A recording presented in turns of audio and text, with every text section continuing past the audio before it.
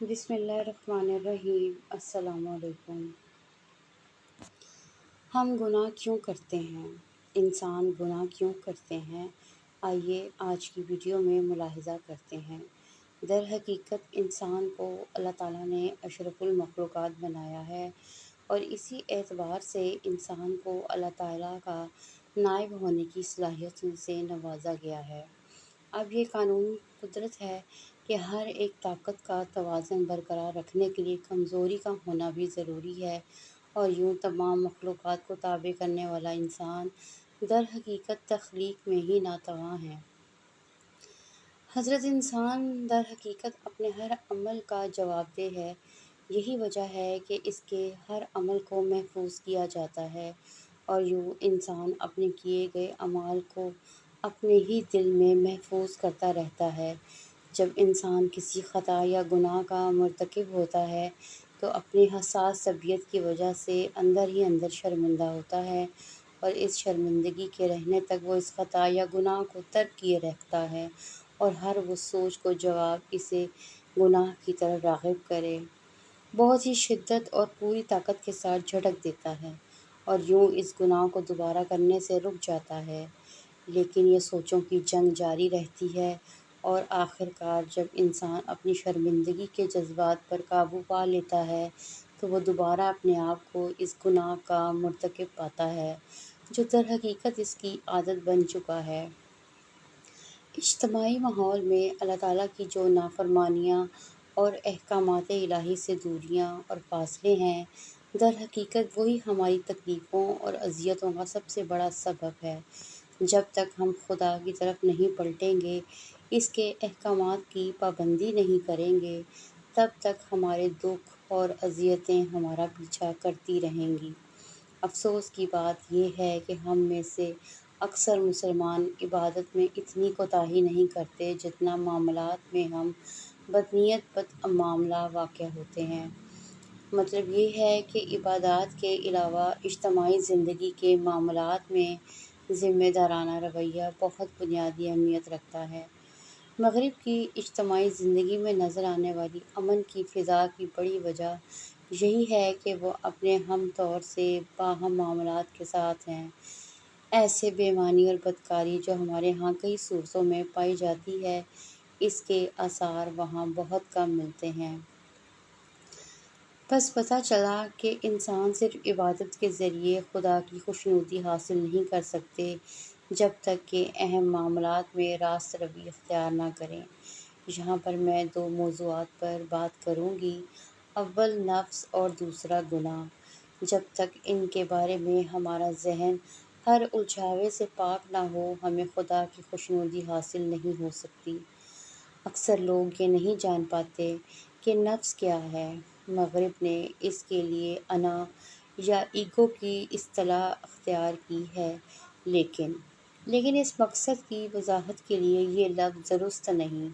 انا یا ایگو میں وہ ساری خصوصیات نہیں آتیں جو نفس میں موجود ہیں۔ اس میں وہ خواہش شامل نہیں ہے جو نفس کے اندر پیدا ہوتی رہتی ہے اور جن کی تہذیب کر کے نفس کا تزکیہ کیا جاتا ہے۔ پھر اس میں دوسری چیز گناہ ہے جس کا تعلق بھی نفس ہے، مگر گناہ مرحلہ وار طریقے سے انجام پاتا ہے۔ نفس کیا ہے؟ انسان کا وجود گناہوں کے عناصر کا مجموعہ ہے جو انسان کے داخلی وجود میں پائے جاتے ہیں، اور انہی میں ایک چیز نفس ہے۔ نفس کے بارے میں سمجھا جاتا ہے کہ یہ انسانی خواہشات کا مرکز ہے۔ خواہشیں اسی نفس میں پیدا ہوتی ہیں، اور خواہشوں کو پورا کرنے کی طاقت کا مادہ بھی نفس کے اندر موجود ہوتا ہے۔ اپنی خواہشوں کو ہر حال میں پورا کرنے کی آرزو انسان کے اندر ایک قوت عمل کو پیدا کرتی ہے، اور وہ جائز یا ناجائز طریقے سے اسے حاصل کرنے کی کوشش کرتا ہے۔ اس مادی طلب کے بالمقابل تینوں مذہب کی تعلیم کیا ہے؟ یہ خدا کی خوشنودی بندے کو اسی وقت ملتی ہے جب وہ اپنے نفس کا تزکیہ کرے، اور یہ اسی وقت ممکن ہے جب بندہ اپنی بے لگام خواہشوں پر کنٹرول کرنا سیکھ لے۔ اس میں ہر آنکھ اور ہر لمحے طرح طرح کی خواہشیں پیدا ہوتی رہتی ہیں، اور اس کو اصطلاح میں نفس امارہ کہتے ہیں۔ جب بندہ نفس امارہ پر بڑی حد تک قابو پا لیتا ہے تو وہ نفس لوامہ کے درجے پر آ جاتا ہے۔ اس درجے پر بندے میں برے بھلے اور نیکی اور بدی کی تمیز پیدا ہوتی ہے۔ پھر جو مسلسل مشق و ریاضت کے ذریعے برائی کو ترک کرنے کی ہمت پا لیتا ہے تو وہ نفس مطمئنہ کے درجے پر آ جاتا ہے۔ خدا اس سے راضی ہو جاتا ہے اور نفس بھی خدا سے اور خدائی فیصلوں پر راضی ہونا سیکھ لیتا ہے اور اللہ کی رضا پا لیتا ہے۔ انسان کی زندگی چاروں طرف سے گناہوں کی یلغار اور گناہوں کی کشش سے اس طرح گھری ہوئی ہے جس سے یوں ظاہر ہوتا ہے کہ جیسے انسان شاید گناہ کرنے کے لیے ہی پیدا کیا گیا ہے، لیکن خدا کی آخری کتاب قرآن عظیم بتاتی ہے کہ انسان گناہ کے لیے نہیں، گناہوں سے بچ کر خدا کی عبادت اور اس کی رضا حاصل کرنے کے لیے پیدا کیا گیا ہے۔ تقویٰ جو مقصود دیتی ہے گناہوں سے بچنے کا انعام ہے۔ متقی وہ ہے جو اس کوچے سے اجتناب کرے کہ جدھر گناہوں کی جھاڑیاں اور کانٹے ہیں، لیکن انسان پھر انسان ہے، اس کی فطرت گناہوں کی طرف مائل ہو جاتی ہے کہ وہ اپنے اندر گناہ کی شدید رغبت رکھتا ہے۔ لیکن لیکن خدا نے جہاں انسان کی فطرت میں گناہ کی طرف رغبت کا مادہ رکھا ہے، وہیں گناہ سے بچنے کے لیے ضمیر اور عقل کی نعمتیں عطا کی ہیں۔ یہ ضمیر ہے جو انسان کو گناہوں کی وادی کی طرف جانے سے روکتا ہے، اور یہ عقل ہے جو انسان کو نقصانات سے آگاہ کرتی ہے جو گناہ کرنے کے نتیجے میں اسے پہنچ سکتے ہیں۔ گویا انسان کا وجود خیر و شر کی کشمکش سے عبارت ہے۔ خدا کی کتاب بتاتی ہے کہ انسان کمزور پیدا کیا گیا ہے۔ گناہوں کی کشش اسے محصور کر کے اسے مائل با گناہ کر دیتی ہے اور وہ ارتکاب گناہ کر کے خدا کو ناراض کر دیتا ہے۔ توبہ کی حقیقت بھی یہی ہے کہ انسان حالت مجبوری میں گناہ کر بیٹھے تو جلد حالت سے غفلت سے نکل آئے اور خدا کے حضور توبہ کرے تاکہ وہ اس کے گناہوں کو اپنے رحم و کرم سے معاف کر دے، آئندہ اس سے بچنے کا عہد کرے۔ یعنی گناہ کا تعیہ انسان کی فطرت میں رکھنے کے ساتھ اس لیے توبہ کا دروازہ کھول دیا گیا تاکہ انسان جلد پلٹ آئے اور غفلت میں پڑ کر گناہوں پر گناہ نہ کرتا چلا جائے۔ اللہ تعالیٰ کو معاف کر دینا انتہائی پسند ہے، اسے توبہ کے آنسو بہت عزیز ہیں۔ دوسرے لفظوں میں اللہ تعالیٰ انسان کے گناہ پر ناراضگی سے زیادہ اس امر پر غضبناک ہوتا ہے کہ انسان گناہ کر کے اس پر غرور کرے، اس پر اترائے۔ غفلت کا مطلب یہ ہے کہ خدا کے احکامات اور شریعت کی تعلیمات کی موجودگی میں ان سے روگردانی کر کے خود کو گناہ میں مبتلا کر دینا اور گناہ پہ گناہ کرتے چلے جانا اور توبہ کی طرف مائل نہ ہونا، جبکہ گناہ صرف توبہ اور تلافی سے معاف ہو سکتے ہیں۔ اور پھر تلافی سے مراد یہ ہے کہ گناہ مخلوق خدا کا حق مار کر کیا گیا ہے تو یہ گناہ محض توبہ کرنے سے معاف نہ ہوگا حتیٰ کہ اس کی عملاً تلافی نہ کر دی جائے، یعنی حقدار کو اس کا حق نہ دے دیا جائے۔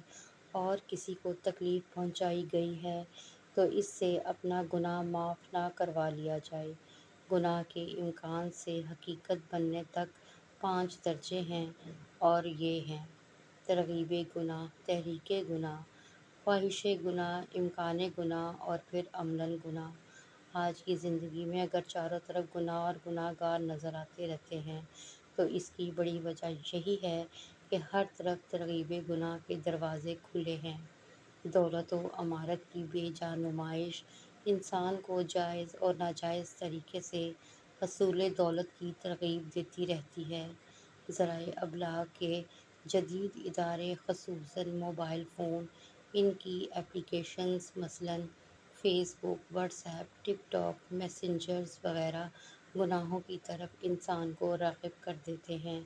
ان سے بڑھتی ہوئی دلچسپی کو دعوت عبادات اور تقویٰ کی زندگی سے دور کرنے اور غافل کر دینے کا باعث بنتے ہیں۔ سائنس اور ٹیکنالوجی کی ترقی کے نتیجے میں پیدا ہونے والے جدید ثقافت میں ترغیب گناہ کے ذرائع بکثرت ہیں، جن میں گھر کر انسان میں گناہ کی تحریک پیدا ہوتی ہے اور جو خواہش گناہ بن جاتی ہے۔ اور یہ خواہش گناہ جب تک ملک کی طرف قدم اٹھاتی ہے تو امکان گناہ پیدا ہو جاتا ہے اور پھر گناہوں کا فطور ہوتا ہے۔ گناہ گار کی زندگی ایک دلدل میں پھنس جاتی ہے جس سے وہ آسانی سے نکل نہیں پاتا، حتیٰ کہ خدا اس کی سچی توبہ کے نتیجے میں اسے گناہوں کی دلدل سے نکلنے کی توفیق نہ دے۔